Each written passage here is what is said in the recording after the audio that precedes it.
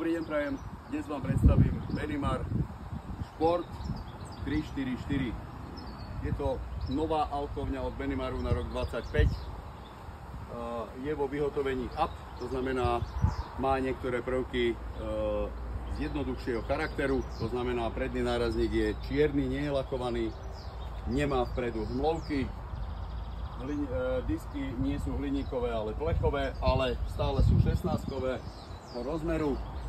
Dvere sú široké 60 cm, pri tých drahších modeloch majú 70 cm, sú jednobodové, nemajú sieťku na dverách, čož ale nie je taký problém, pretože sa to dá domontovať.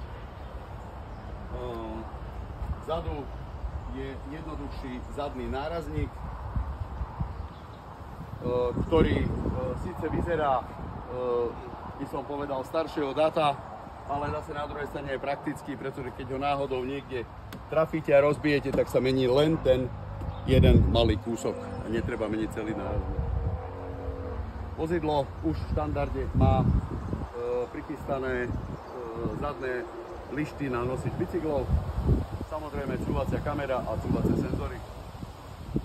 Toto vozidlo je 6-miestne, má dĺžku len 6,70. Vzadu sa nachádzajú dve postele nad sebou, tzv. Palandy. Pokiaľ niektorú posteľ alebo túto spodnú posteľ nechcete používať, viete tú dosku uložiť hore a máte k dispozícii celú veľkú garáž. Jak z jednej, tak z druhej strany. Pokiaľ tú posteľ chcete používať, stále sa vám tam zmestia veci, ktoré potrebujete na kempovanie. Či už kempingové stoličky, stôl a ostatné prístroje. Vo vozidle máme pomerne priestrannú jedáleň, kde si pohodlne sadne 6 ľudí. Nič netreba rozkladať. Tu dvaja, tam dvaja, tu dvaja. A nie len deti. Môžeme tu byť na home office, ostatní môžu vedľa obedovať. Okrem toho je tu výklopný stôl, takže pokiaľ chceme prepojiť obidve časti, tak naozaj je tu miesta a miesta na veľké stolovanie. Keďže vozidlo je 6-miestne, vpredu sú pripravené miesta pre dvoch. Posteľ je 203 cm dlhá a 155 cm široká. Je tu veľmi praktická zarážka voči tomu, aby niekto vypadol z postele. Pomerne prakticky a jednoducho sa dá sklopiť. Počas jazdy môžete mať posteľ na teleskopoch kľudne dvihnutú hore a veľmi pohodlne si viete potom sadnúť za volant.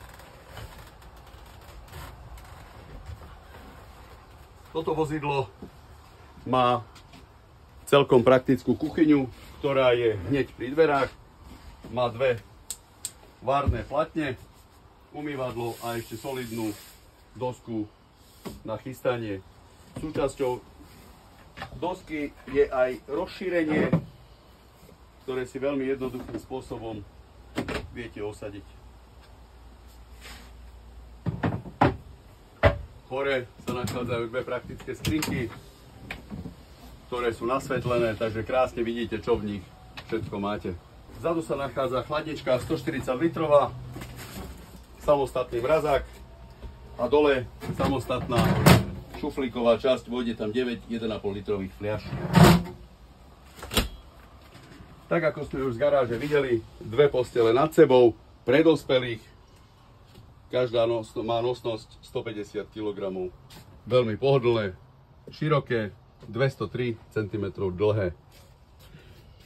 Vedľa postele sa nachádza jedna obrovská skriňa, kde je veľký úložný priestor jak na vešiaky, tak na bežné veci. Osobne by som tu dopracoval ešte niekoľko úložných buď caps alebo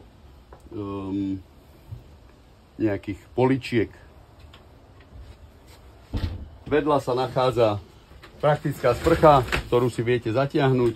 Keď ich otiahnete, tak sa vám rozsvieti svetlo. V jednej časti sa pohodlne sprchujete.